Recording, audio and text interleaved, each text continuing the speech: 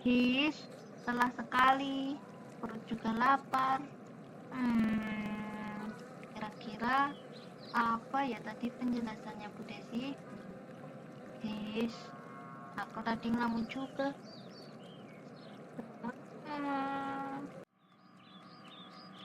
Nina, ceritakan kepada Mama bagaimana hari ini di sekolah.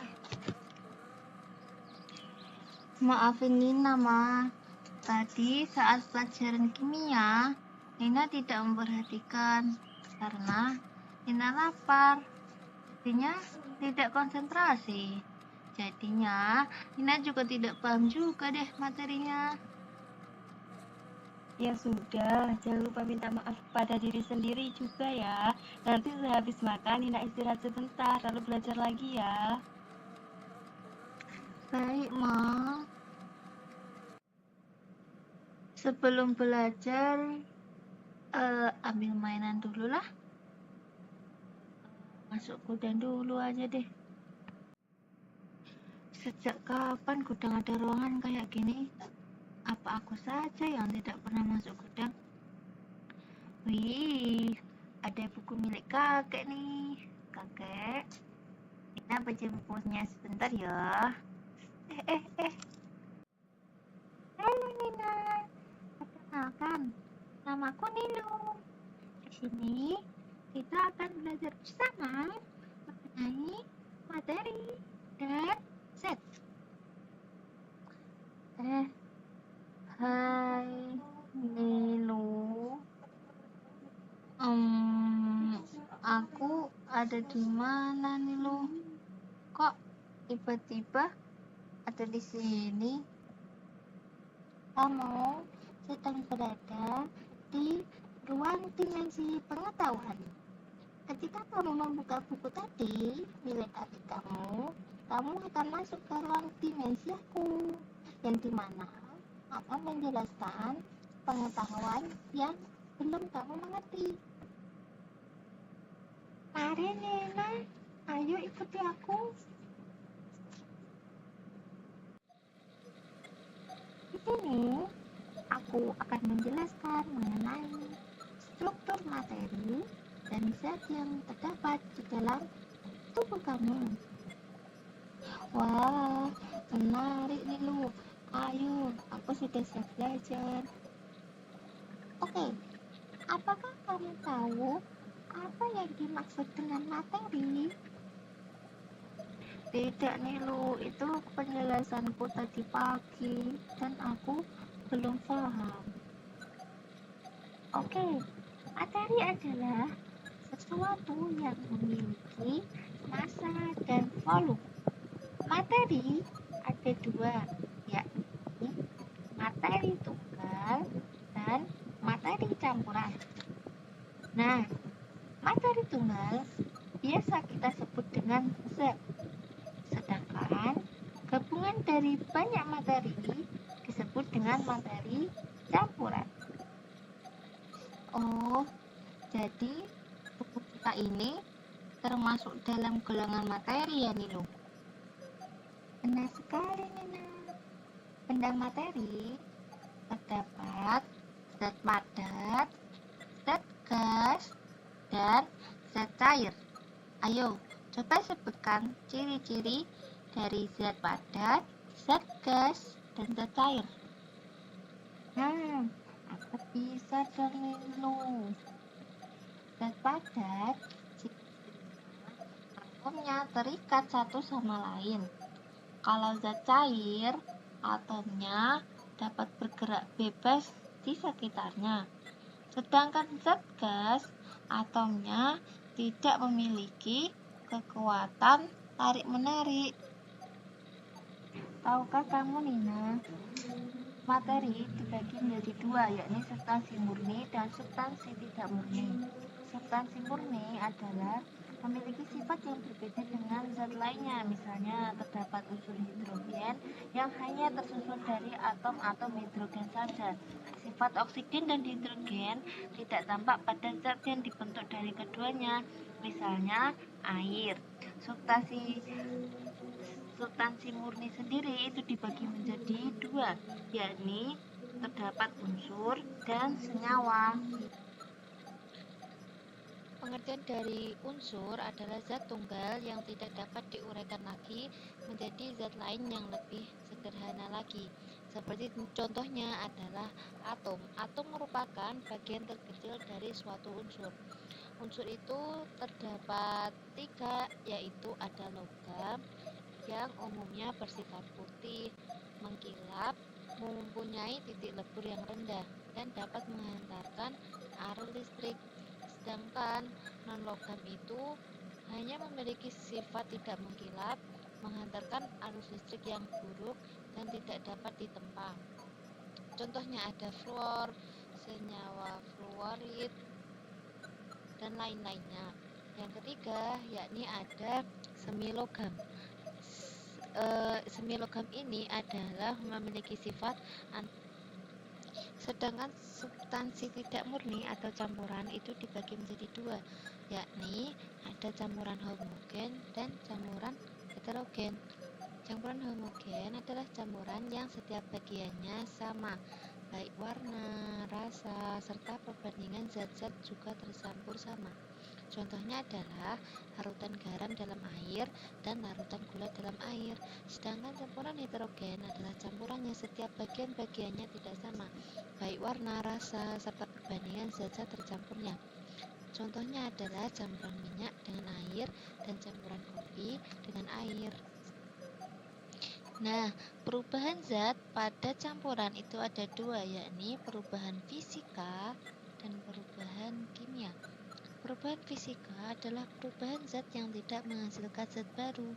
Ciri-cirinya tidak terbentuk zat jenis baru, mengalami perubahan dapat kembali ke bentuk semula. Perubahan yang terjadi itu hanya diikuti perubahan yang bersifat fisik saja dan dapat kembali ke asalnya. Contoh perubahan fisika ada perubahan bentuk dan perubahan wujud. Perubahan bentuk itu seperti beras ditumbuk yang halus menjadi tepung, dan batu yang dipecah menjadi kerikil, kayu yang dipotong-potong menjadi bahan kursi. Sedangkan perubahan wujud itu seperti adanya contoh es mencair, air yang menjadi es, yodium yang menyublim, dan kamter yang menyublim juga. Sedangkan perubahan kimia adalah perubahan suatu zat yang menghasilkan zat jenis baru. Perubahan kimia itu sifatnya kekal dan tidak dapat kembali ke tempatnya semula, ke bentuknya semula. Sifatnya menjadikan zat jenis baru. Selama terjadinya perubahan kimia, masa zat sebelum dan sesudah reaksi adalah sama. Ciri-cirinya adanya perubahan kimia adalah terjadinya perubahan warna, terjadi perubahan suhu, timbulnya gas, dan terbentuknya endapan. Nah, pintar. Zat dalam tubuh itu dibagi menjadi 2 Nina, yakni zat makro dan zat mikro. Apa tadi makro dan mikro? Kalau zat mikro apa? Zat makro adalah zat yang dibutuhkan tubuh dalam jumlah yang banyak, yang berperan sebagai sumber energi utama dalam tubuh. Yang termasuk dalam zat makro yakni ada karbohidrat, protein, dan lemak. Karbohidrat itu terdapat pada ikan, telur, susu, yang mana fungsinya sebagai sumber energi utama bagi tubuh. Sedangkan protein ada pada minyak dan kacang-kacangan yang berperan untuk pembentukan jaringan tubuh. Sedangkan lemak itu terdapat pada buah-buahan, sayuran, dan lain-lain yang mana memiliki peran sebagai sumber energi cadangan yang melindungi organ tubuh dan membantu penyerapan vitamin yang larut dalam lemak. Kalau yang apa tadi? mikro ya Nilu. Apa yang dimaksud mikro Nilu? Zat mikro adalah zat yang dibutuhkan tubuh dalam jumlah yang kecil, tetapi zat mikro ini juga sangat penting untuk menjaga fungsi tubuh agar optimal. Mana zat mikro ada dua, yakni berupa vitamin dan mineral. Pastinya kamu sudah tidak asing kan yang namanya vitamin. Vitamin itu berfungsi untuk menjaga kesehatan tubuh. Ada vitamin A, vitamin B, vitamin C, dan vitamin lainnya. Kalau mineral itu membantu untuk pembentukan tulang dan gigi yang terdapat pada sayuran hijau, kacang-kacangan, dan air. Ternyata tubuh kita menarik juga ya Nilu untuk dipelajari. Wah, kalau itu sudah pasti dong Nina. Makanya kamu kalau pelajaran IPA jangan banyak tidur, nanti kamu nggak paham deh, kan nggak jadi tertarik untuk mempelajari hal-hal yang baru. Ayo Nina, ikuti aku lagi ke ruangan selanjutnya. Lihatlah Nina, darahmu tersumbat. Lah, kok bisa Nilu? Apa penyebabnya?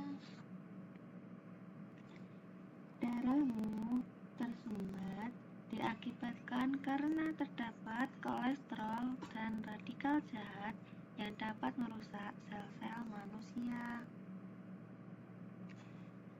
Oh, ternyata di balik tubuhku yang sehat terdapat penyakit dalam tubuhku juga ya Nilu.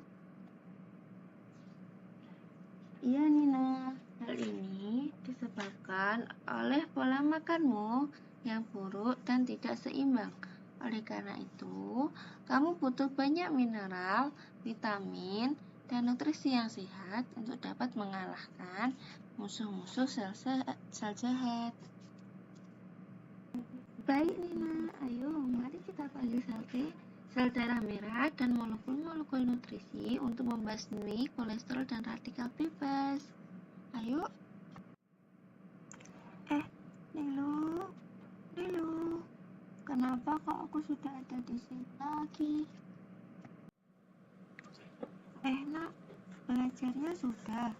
Kenapa kok kamu keluar dari gudang?